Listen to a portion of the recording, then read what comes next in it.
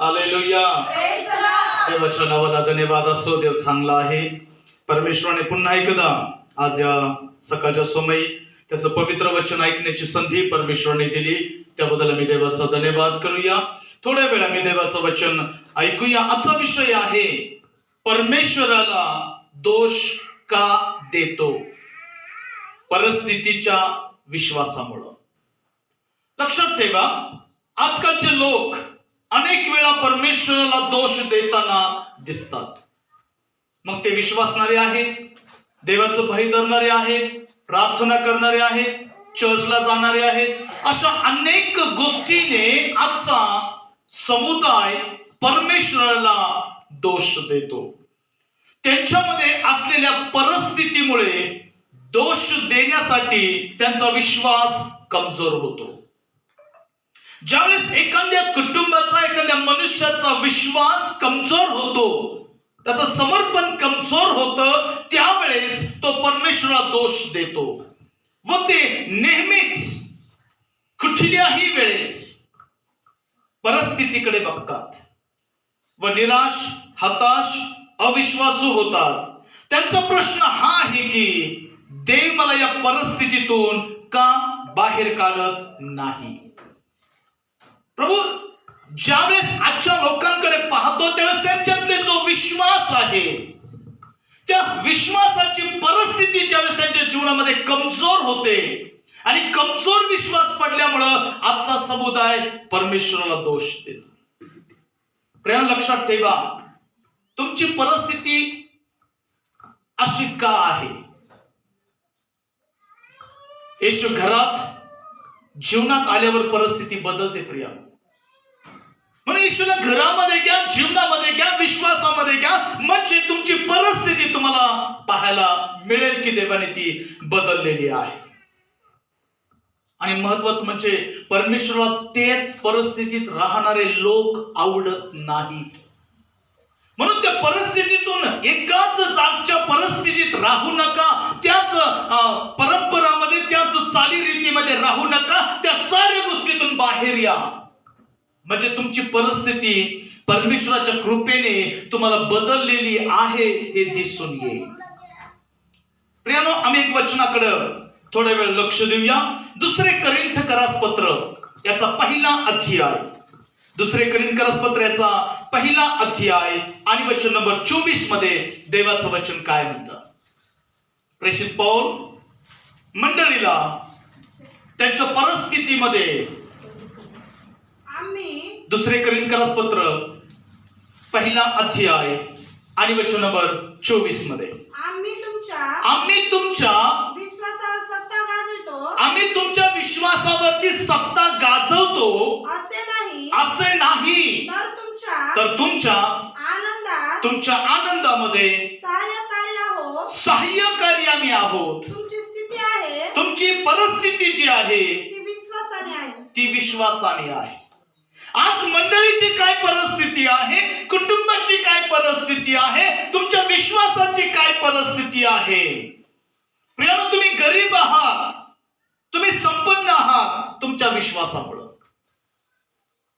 Accept करा, स्वीकारा. जी आज परिस्थिती आहे ही तुमच्या वाडवडिलांच्या चुकांमुळे किंवा तुमच्या कुटुंबाच्या चुकांमुळे नाहीये. अशी जी परिस्थिती तुमची आहे, तुम्ही गरीब आहात, तुम्ही संपन्न आहात, तुम्ही आशीर्वादित आहात, ही परिस्थिती तुमच्या विश्वासामुळे आहे. बायबल त्याला असं बोलतं, तुम्ही संपन्न आहात तुमच्या ताकदीमुळे नाहीये, तुम्ही धनवान आहात तुमच्या योग्यतेमुळे नाहीये. लक्षात ठेवा, विश्वासामुळे परिस्थिती बदलली जाते. पौल करिन्थकराच्या मंडळीला काय शिकवतो? जी परिस्थिती आज तुमची आहे, ही परिस्थिती कशामुळे आहे? तुमच्या विश्वासामुळे. तुम्ही आनंदित आहात तुमच्या विश्वासामुळे, तुम्ही दुःखी आहात तुमच्या विश्वासामुळं, तुम्ही निराश आहात तुमच्या विश्वासामुळं, तुमची हाल अपेष्ट आहे ही तुमच्या विश्वासामुळं, तुमचं कल्याण देवाने केलं तुमच्या विश्वासामुळं, तुम्ही अतिशय दरिद्री अवस्थेकडे चालला तुमच्या विश्वासामुळं. निरोगी झाला तुमच्या विश्वासामुळं, तुम्ही बरे का होत नाही तुमच्या विश्वासामुळं. पौलाने मंडळीला हे शिकवलं, जी काही परिस्थिती आज तुमची आहे ही तुमच्या विश्वासामुळं आहे. पण यामुळं देवाला दोष देऊ नका की देवाने माझं नुकसान केलं, देवाने माझा बंदिवास उलटवला नाही, देवाने माझी परिस्थिती बदलली नाही. देवाला सारे काही गोष्टी करता येतात, तुमचा विश्वास तुमची परिस्थिती बदलण्यासाठी अडखळं नाही. लक्षात ठेवा. म्हणून देवाकडे या आणि लक्षात ठेवा, माझी परिस्थिती माझ्या विश्वासामुळे आहे. मग माझा विश्वास कोणता आहे? जो माझी परिस्थिती बदलतो, काय तो माझा विश्वास माझ्यासाठी अतिशय चांगला आहे का? बायबल असं बोलतं, इब्रिकरास पत्र 11वा अध्याय आणि वचन नंबर 6 मध्ये पौल इब्रिकराच्या मंडळीला तेच शिकवतो जे पौल करंथीकराच्या मंडळीला शिकवलं. आणि तोच देवाचा आत्मा आज तुम्हाला पण शिकवत आहे. इब्रिकरास पत्र 11वा अध्याय आणि वचन नंबर 6 मध्ये देवाचं वचन काय म्हणतं? आणि विश्वासाच्या वाचून त्याला संतोषविणे, विश्वासा वाचून देवाला प्रसन्न करणं अशक्य आहे. कारण देवाजवळ जाणाऱ्यांनी असा विश्वास ठेवला पाहिजे, असा विश्वास ठेवला पाहिजे तो आहे. आणि त्याचा शोध झटून करणाऱ्यांना तो प्रतिफळ देणारा परमेश्वर आहे. आज तुम्ही चर्च मध्ये येताना कोणता विश्वास घेऊन प्रभूकडे आलात? आज प्रार्थनेला बसताना कोणता विश्वास घेऊन तुम्ही प्रार्थनेला बसलात? आज निरोगी होण्यासाठी, बंधनमुक्त होण्यासाठी, आजारमुक्त होण्यासाठी, पीडामुक्त होण्यासाठी, पापमुक्त होण्यासाठी तुमचा विश्वास तुम्हाला साऱ्या गोष्टीमध्ये बंधनमुक्त करत आहे का? देवाजवळ जाणाऱ्याने असा विश्वास ठेवा की तो आहे. आज चर्च मध्ये येताना असा विश्वास आमचा पाहिजे, मला देव भेटेल. माझा देव जो येल रोई म्हणून मला पाहत आहे, तो परमेश्वर मला माझ्या निवासस्थानी, परमेश्वराच्या भवनामध्ये मला माझा देव मिळेल. हा विश्वास ठेवून ज्यावेळेस आम्ही देवाला भेटायला येतो तर तुम्ही खाली हात जाणार नाही, कारण प्रतिफळ देणारा परमेश्वर तुम्हाला मिळणार आहे. काही वेळेस तुम्ही म्हणता, आम्ही खूप प्रार्थना केल्या, मी पहिल्यांदा खूप चांगलं जीवन जगलो किंवा जगले, पण देवाने माझं कधी कल्याण केलं नाही, देवाने माझी परिस्थिती बदलली नाही, देवाने माझं कधी आठवण केली नाही. प्रियानो, देवाला दोष देण्या अगोदर आपल्या विश्वासाचं परीक्षण करा. ही परिस्थिती माझ्यावरती का आहे? ही वेळ माझ्या कुटुंबामध्ये का आहे? हे दिवस माझ्यावरती का आहे? कारण माझा विश्वास देवाच्या वचनाबरोबर जीवन जगत नाही.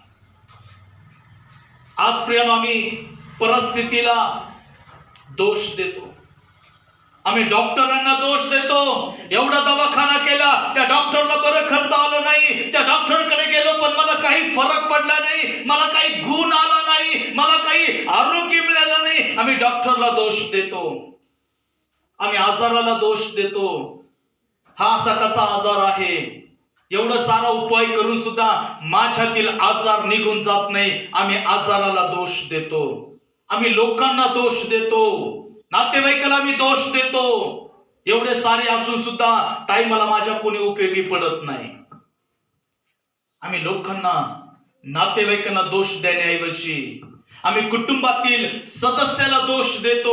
एवढे माझे लोक आहेत पण माझ्यासाठी कोणी रडलं नाही, माझ्यासाठी कोणी उभे राहिले नाही, मला समजून कोणी घेतलं नाही, मला साऱ्या गोष्टीत मला कोणी जवळ केलं नाही. आम्ही आमच्या कुटुंबातील लोकांना दोष देतो.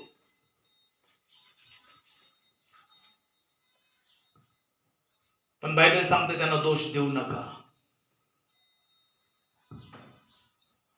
स्वतःच्या शरीराला पण दोष देऊ नका.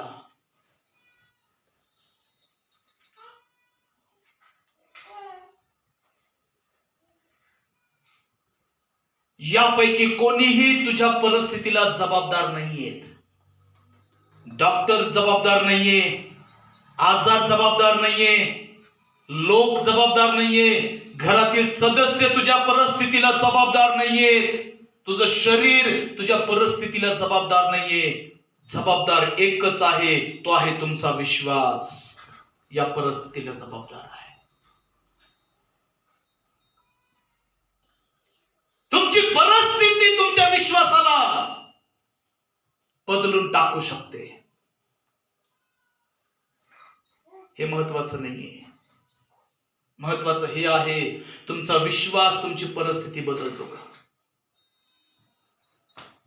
हे म्हणत रडत बसण्यापेक्षा की देवाने माझं काय कल्याण केलं, काय तो देव खरा आहे, यापेक्षा स्वतःमधला विश्वास पहा किती मजबूत आहे. पौलाने काय शिकवलं करंथीकराच्या मंडळीला? वाचा बरं एकदा. 2 करिंथ 1 अध्याय वचन 24 मध्ये.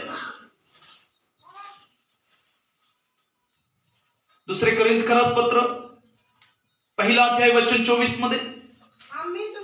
आम्ही तुमच्या विश्वासावर सत्ता गाजवितो. पहा, मंडळीच्या विश्वासावरती मंडळीचा सेवक म्हणतो, तुम्हाला जो विश्वास देवाकडून मिळाला, तो विश्वास देवाच्या वचनाने आम्ही तुम्हाला शिकवला आणि त्या विश्वासाचा हक्क गाजवणं आमचं काम आहे.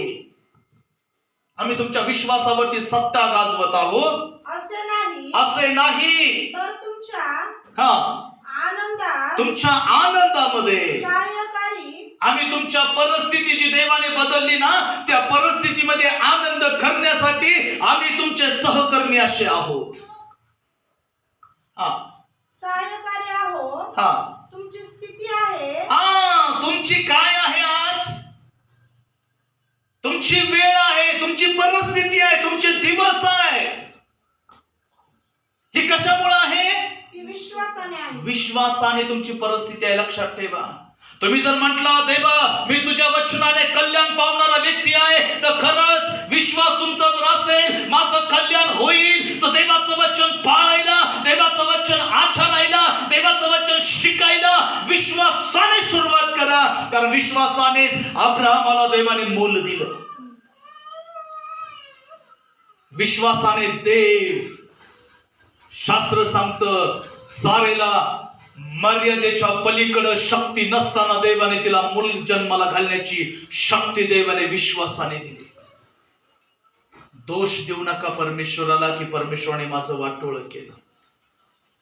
काय त्या देवाने माझं कल्याण केलं? देवाला, माणसाला, परिस्थितीला दोष देऊ नका. आपल्या विश्वासाकडे पहा. माझा विश्वास कशामुळे आहे? हे माझे दिवस कशामुळे आहेत? माझ्या परिस्थितीमुळे नाहीत, माझ्या विश्वासामुळे मला हे दिवस पाहायला मिळाले. शिकवा स्वतःला. पौल काय म्हणतो? तुझी परिस्थिती कशामुळे आहे? तुझ्या विश्वासामुळे आहे. तुझा विश्वास मजबूत नाहीये. देव माझं परिस्थिती बदलेल, देव माझ्या लोकांना बदलेल, देव मला एका दिवशी अभिषेक करून उभा करेल. हा जर तुझा विश्वास आहे तर तुझ्या विश्वासानुसार तुला प्रतिफळ मिळेल. अनेक वेळा येशूकडे लोक आले, आजारपण घेऊन आले. येशू त्यांना म्हणाला नाही, माझ्या विश्वासाने मी तुम्हाला बरं केलंय. येशू लोकांना काय म्हटला? तुझ्या विश्वासाने तुला आरोग्य मिळालं. मग या परिस्थितीमध्ये देवाला तुम्ही का दोष देता? मंडळीला तुम्ही का दोष देता? सेवकाला तुम्ही का दोष देता? आज 99% लोक सेवकाला दोष देतात, पण आपल्या विश्वासाचं परीक्षण करत नाही. ही परिस्थिती काय? हे दिवस काय? ही वेळ माझ्यावरती काय? हे संकट माझ्यावरती काय? माझ्या विश्वासामुळे. बायबल सांगतं, वेळ एकदा आली, प्रत्येकाला ज्याच्या त्याच्या कमाईचा इन्कम टॅक्स भरण्याची वेळ आली. शास्त्र सांगतं, येशूने सुद्धा पेत्राला सांगितलं. मत्तेचं शुभवर्तमान 17वा अध्याय आणि वचन नंबर 27 मध्ये ज्यास कर देण्याची वेळ आली, त्यावेळेस पेत्राने आपल्या खिशात हात घातला, द्यायला काही नाही. येशूने पण आपल्या स्वतःकडे पाहिलं, देण्यासाठी काही नाही. त्यावेळेस त्याने विश्वासाने पेत्राला सांगितलं, पेत्रा गळ टाक, आणि जो मासा पहिल्यांदा वर निघेल त्याचं तोंड उघड, त्यातून 2 नाणे निघतील, एक तुझ्या संबंधाने एक माझ्या संबंधाने कर देऊन टाक. विश्वासाने. काय म्हणतं मत्तेचं शुभवर्तमान 17 अध्याय वचन 27 मध्ये. तथापि आपण त्यांना अडखळण होऊ नये आणू नये म्हणून तू जाऊन तू समुद्रामध्ये गळ टाक आणि पहिल्याने वर येईल तो मासा धरून त्याचे तोंड उघड, म्हणजे तुला 2 रुपयाची नाणी सापडेल. ते घेऊन माझ्याबद्दल व तुझ्याबद्दल त्यांना दे. येशूने कधीच वचनाला अडखळण होऊ देऊ असा विश्वास ठेवला नाही. जर मी प्रभूचं अनुकरण करत नाही तर माझा विश्वास इतर लोकांसाठी अडखळण आहे. जगाच्या नियमाबद्दल, वचनाच्या नियमाबद्दल माझा विश्वास अडखळण आहे. कर द्यायचा आहे ना, इन्कम टॅक्स द्यायचा आहे, दशमांश द्यायचा आहे, विशेष भेट द्यायची आहे. जर मी ते देत नाही तर मी अडखळण आहे देवाच्या वचनासाठी, देवाच्या कामासाठी माझा विश्वास अडखळण आहे. आणि अडखळण होऊ नये ही येशू ख्रिस्ताची इच्छा होती. म्हणून त्याने पेत्राला सांगितलं विश्वासाने, जा समुद्रामध्ये गळ टाक, जो मासा पहिल्यांदा वर निघल त्याचं तोंड उघड, त्या तुला 2 रुपयाचं नाणं भेटल, ते नाणं तुझ्या संबंधाने 1 आणि माझ्या संबंधाने 1 असे 2 रुपये देऊन टाक. म्हणजे आपण वचन आणि नियम पूर्ण करतो. काय पूर्ण करायचंय आम्हाला? वचन आणि नियम पूर्ण करायचा आहे आमच्या विश्वासामुळे. शास्त्र हे बोलतं प्रियानो, मार्काचं शुभवर्तमान 9 अध्याय आणि वचन 23 मध्ये स्पष्टपणे येशू ख्रिस्त अनेक लोकांसमोर बोलतो, विश्वास धरणाऱ्याला सर्व काही शक्य आहे. पण आज आमचा विश्वास वाढत नाही, आमची परिस्थिती बदलत नाही. आमची जी स्थिती आज आहे, जी वेळ आमच्यावरती आहे, ती आमच्या विश्वासामुळे आहे. आम्ही बाह्य स्वरूपामध्ये दिसण्यासाठी खूप धार्मिक आहोत,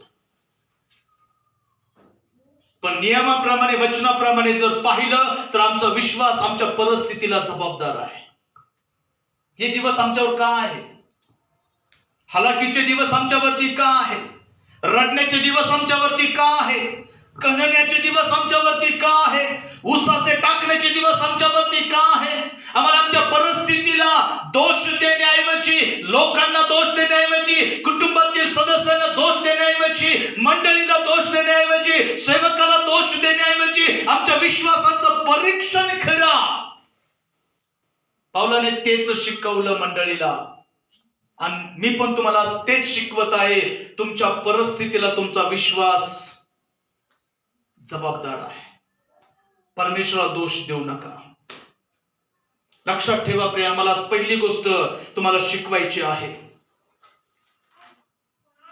4 गोष्टी मला तुम्हाला शिकवायच्या आहेत. त्यापैकी पहिली गोष्ट, मार्काचं शुभवर्तमान 9 अध्याय वचन 19 पासून 26 पर्यंत आम्ही देवाचं वचन ऐकूय की तुमची स्थिती तुमच्या विश्वासामुळेच आहे. मार्काचं शुभवर्तमान 9 अध्याय वचन 19 पासून 26 पर्यंत. यावरून तो मला म्हणाला, हे विश्वासहीन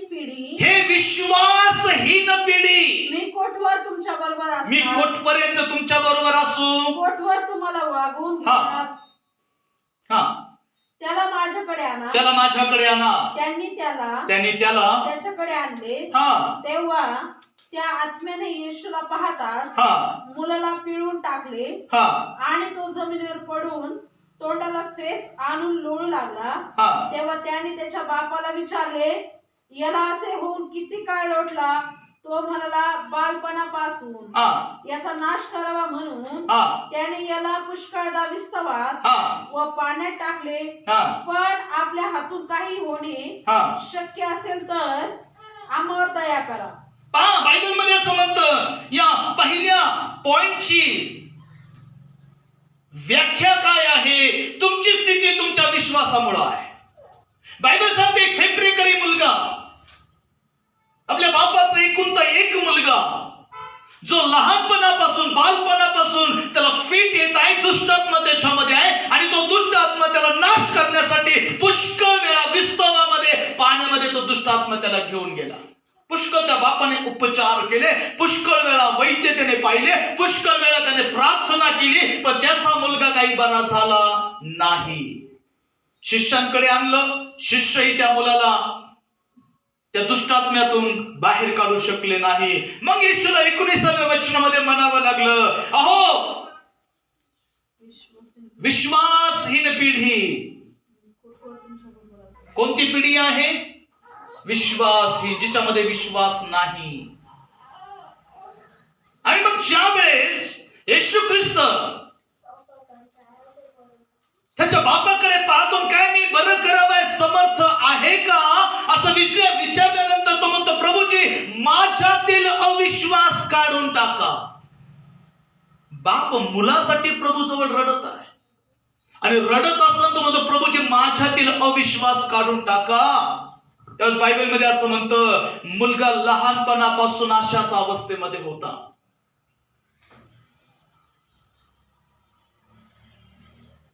तो त्याला विस्तवामध्ये पाण्यामध्ये टाकून नाश करून टाकण्याची त्याची अवस्था होती. नुसतं पाण्यामध्ये आणि विस्तवामध्येच नव्हतं, तो जसे तुम्ही कपडे धुतल्यानंतर पिळताना तसा तो मुलाला पिळत होता.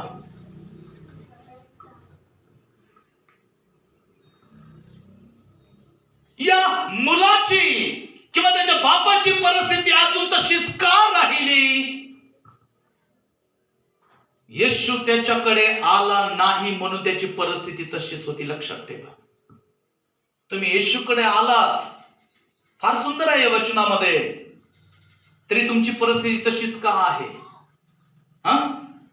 तुम्ही येशूकडे आलात, तुम्ही वचनाकडे आलात, तुम्ही सत्याकडे आलात, तुम्ही धार्मिकतेकडे वळलात, तरी तुमची परिस्थिती अजून तशीच का आहे? कारण अजून येशू तुमच्याकडे आला नाही.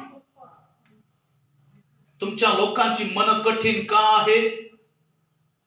तुमच्यातील अविश्वास का प्रगट होतो? कारण अजून येशू तुमच्याकडे आला नाही. जरी तुम्ही येशूकडे आलात ना, तरी तुमची परिस्थिती अजून तशीच का आहे? शास्त्र बोलतं,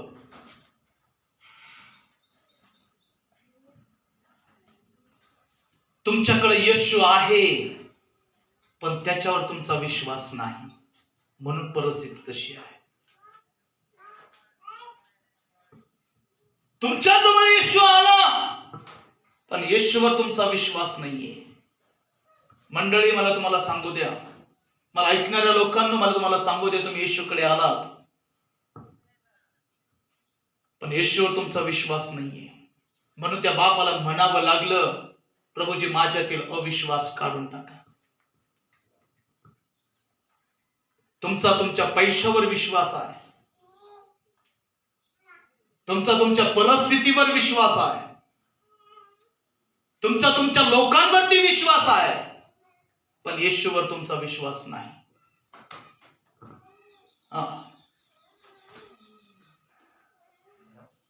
पण येशूने मार्थेला म्हणाला, तू देवावर विश्वास ठेवशील तर देवाचे गौरव पाहशील. काय आमचा विश्वास देवाचा गौरव पाहण्याजोगा आहे का? आजही परिस्थितीला दोष देण्यात काही अर्थ नाहीये. विश्वासाचं परीक्षण करा. जो पहिल्यांदा विश्वास मी प्रभूवर ठेवून प्रभूमध्ये होतो, तोच विश्वास आज माझ्यामध्ये तसा आहे का? म्हणून तर प्रगटीकरणाच्या पुस्तकामध्ये येशूला स्पष्टपणे योहाना कर्वे बोलावं लागलं, तू पहिली प्रीती सोडलीस म्हणून मला तुला दोष देणे गरजेचं आहे. तू पहिला विश्वास सोडलास, पहिलं समर्पण तुझं नाहीये, पहिला विश्वास तुझा तसा राहिला नाहीये, म्हणून तुझे दिवस हे असे आहेत. तुला हलाखीचे दिवस, सोसण्याची वेळ का आहे? तुझा विश्वास. तुझं दुःख बदलत का नाहीये?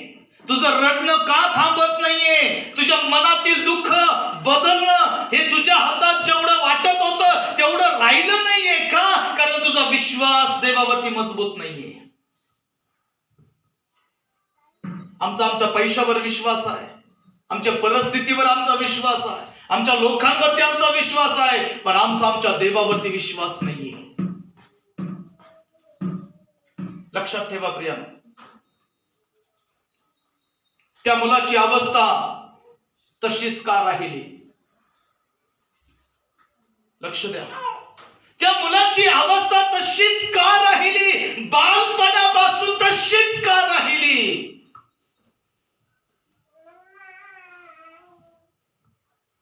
त्या मुलाच्या बापाने त्याला तसं घडवलं, म्हणून त्याची परिस्थिती तशी राहिली. त्याने शैतानाला मोठं केलं, त्याने प्रश्नाला मोठं केलं, आणि तशा लोकांचा प्रश्न कधीच सुटू शकत नाही.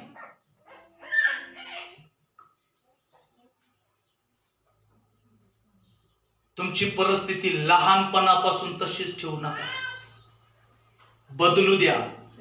जसं जसं तुम्ही येशूकडे येतात, जसं तुम्ही विश्वासाने प्रभूचं वचन ऐकतात, तसं तसं रोज विश्वास वाढायला सुरुवात करा. रोज परिस्थिती विश्वासाने बदलायला सुरुवात करा.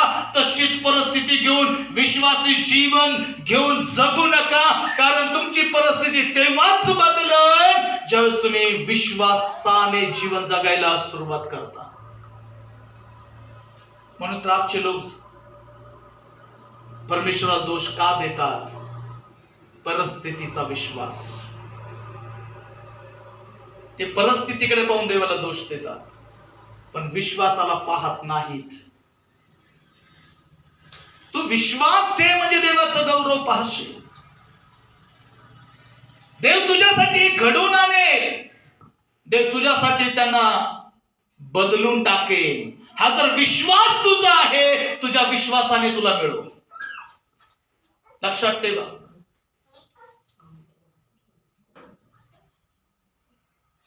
बंधनाकडे पाहू नका, तर बंधन खोलणाऱ्या देवाकडे या. लक्षात ठेवा, मला 3 गोष्टी या वचनातून तुम्हाला सांगायच्या आहेत. पहिली गोष्ट, या मार्काच्या 9व्या अध्यायामध्ये 3 गोष्टी मला तुम्हाला सांगायच्या आहेत. पहिली गोष्ट, येशू ख्रिस्त प्रार्थनेला डोंगरावरती गेला व खाली यासाठी आला की एका व्यक्तीला बंधनातून मुक्त त्याला करायचं होतं. म्हणून बंधनाकडे पाहून जीवन जगू नका, बंधन खोलणाऱ्या देवाकडे या. येशू प्रार्थनेहून खाली डोंगरावर का आला? कारण येशूला एका व्यक्तीला बंधनातून मुक्त करायचं होतं. नंबर 2, लाजराला कबरेतून परमेश्वराने बाहेर काढल्यावरती लोकांना सांगितलं याची बंधनं खोला, तसंच ठेवून लाजराला बाहेर काढू नका. त्याची बंधनं मोकळे करा. त्याच्या अंगाला जी प्रेत वस्त्र गुंढाळली होती ना, ती प्रेत वस्त्र त्याच्यातून तुम्ही बाहेर काढा. तो दुष्ट आत्मा, त्या मरणाच्या आत्म्यातून त्याला बाहेर काढा, त्या बांधलेल्या अवस्थेतून त्याला बाहेर काढा, त्याला मोकळं करा. कारण आता मृत्यू सुद्धा त्याला बांधून ठेवू शकत नाहीये, तर त्याला प्रेत वस्त्राने बांधून का ठेवता? त्याचे बंधनं खोला. म्हणून बंधनं खोलणाऱ्या परमेश्वराकडे या. बंधनाकडे पाहून जीवन जगू नका. आणि तिसरी गोष्ट माझ्या प्रियानो, कर्जबाजारी स्त्रीकडे सावकार येऊन तिच्या 2 मुलाला घेऊन जाणार होता, परंतु त्याच वेळेस देवाचा अभिषिक्त सेवक एलिया देवाने तिच्याकडे पाठवला. आणि बायबल सांगतं, त्याने विचारलं, बाई तुझ्या घरामध्ये काय आहे? ती म्हणाली, एका घडाभर तेलाशिवाय माझ्याकडे काहीच नाही. दुसरे राजे 4था अध्याय आणि वचन 1 पासून 7 पर्यंत जर वाचलं, एका कर्जबाजारी स्त्रीकडं, जिचा नवरा कर्जामुळे मेला, आणि सावकार तिच्या 2 मुलाला घेऊन जाणार होता आणि ती पण आपल्या जीवनाचं नुकसान करून घेणार होती. अशा वेळेस देवाने एक सेवक तिच्याकडे पाठवला आणि सेवकाने आल्यानंतर विचारलं, बाई तुझ्या घरात काय आहे? ती म्हणली, देवा एक कुप्पीभर तेल आहे, याच्याशिवाय माझ्याकडे काही नाही. तो म्हणला, जा गावातील सर्व रिकामे भांडे जेवढे भेटतील तेवढे घेऊन ये आणि काय कर, पहिल्यांदा दरवाजा लाव. दरवाजा लावण्यामागचं रहस्य मला तुम्हाला सांगायचं आहे. जर तुम्ही दरवाजा लावला नाही, प्रार्थना करताना सुद्धा देवाने सांगितलं, जस तू आपल्या खोलीमध्ये जातेस त्यावेळेस पहिल्यांदा दरवाजा बंद कर आणि आपल्या गुप्तवासी पित्याची प्रार्थना कर. देवाने त्या स्त्रीला का सांगितलं, सेवकाने का सांगितलं दरवाजा लाव? कारण ज्या वेळेस तू देवाकडे लक्ष लावशील ना, त्यावेळेस तुझ्या विश्वासामुळे देव तुझ्या घड्यातील तेल कधीच आटू देणार नाही. चमत्कार तू पाहशील. आणि तिने दरवाजा लावला आणि त्या कुप्पी मधलं तेल वाढत गेली, टाकत गेली, प्रत्येक भांड भरत गेलं. जसंही भांड भरत गेलं, ती स्त्री आपल्या मुलाला म्हणाली, हे भांड बाजूला ठेव. असं करता करता गावातील सर्व भांडी भरली आणि तिने विचारलं, अजून काही शिल्लक आहे का? ते म्हणले नाही. जसा नाही शब्द त्या तेलाने ऐकला, तेल वाढायचं बंद झालं. बंधनाकडे पाहू नका, कर्जबाजारीकडे पाहू नका, निराशाकडे पाहू नका, एकट्यापणाकडे पाहू नका, उदासमनाकडे पाहू नका, रोगाकडे पाहू नका, आजाराकडे पाहू नका, परिस्थितीकडे पाहू नका, डॉक्टरकडे पाहू नका, लोकांकडे पाहू नका, नातेवाईकाकडे पाहू नका, परिस्थितीकडे पाहू नका. माझ्या येशूकडे तुम्ही पहा. येशू तुमची परिस्थिती बदलण्यास तयार आहे. आज या सकाळच्या समयी बंधनाकडे पाहू नका, अडखळण्याकडे पाहू नका, बंधन खोलणाऱ्या देवाकडे या. जर तो देव बंधन खोलणार आहे, तुमच्या विश्वासाने देव तुमची परिस्थिती बदलवणार आहे. आणि आजच्या या सकाळच्या समय मला तुम्हाला तेच सांगायचं आहे, लहानपणापासून परिस्थिती तशीच ठेवू नका. विश्वास तुमच्यासाठी आहे, पण तो विश्वास प्रभूला पसंत नाही जो तुमची परिस्थितीला दोष देत आहे. लक्षात ठेवा, देवाजवळ जाणाऱ्याने असा विश्वास ठेवला पाहिजे की तो आहे. आणि त्या फेब्रेकरी भूतग्रस्त मुलाचा बाप ईश्वर म्हणतो, प्रभू माझ्यातील अविश्वास काढून टाका. काय आज तुमच्यातील अविश्वास देवाने काढून टाकावा का? तुमच्यातील अल्पधीराचं मन देवाने काढून टाकावं का? देवाला दोष देणारं मन देवाने काढून टाकावं का? देवाने तुमची परिस्थिती बदलावी का? देवाने तुमच्या लोकांना बदलावं का? देवाने तुमचे दिवस बदलावेत का? देवाने तुमची रडण्याची अवस्था बदलावी का? देवाने तुमच्या रोगाचे दिवस बदलावेत का? येशूकर विश्वासाने या. कारण पौलाने करंथीकराच्या लोकांना तेच शिकवलं जे मी आज तुम्हाला शिकवत आहे. ही परिस्थिती तुमच्या विश्वासामुळे आहे. म्हणून तुमचा विश्वास हा मोहरीच्या दाण्या एवढा असू द्या. मोहरीच्या दाण्या एवढा जर विश्वास तुमच्यामध्ये आहे आणि तुम्ही जर म्हटलाच या डोंगराला उपट आणि समुद्रामध्ये जाऊन पड, तर बायबल सांगतो तुमच्यासाठी ते घडेल. येशूने एका अंजिराच्या झाडाला म्हटलं, इथून पुढं तुझं फळ कोणीही खाऊ नये. दुसऱ्या दिवशी शिष्याने पाहिलं की ते अंजिराचं झाड वरपासून खालपर्यंत सर्व वाळून गेलं. पेत्र येशूला म्हणतो, प्रभूजी तुम्ही या झाडाला श्राप दिला, ते झाड वाळून गेलं.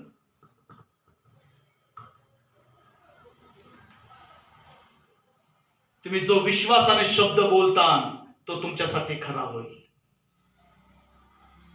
विश्वासाने. म्हणून परिस्थितीला दोष देऊ नका, देवाला दोष देऊ नका, कारण तुमचा विश्वास अतिशय अल्प आहे, कमजोर तुमचा विश्वास आहे.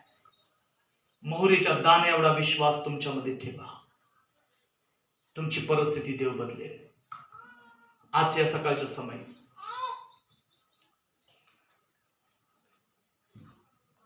मला एकच सांगायचं आहे, तुमच्या आनंदामध्ये आम्ही सहभागी आहोत.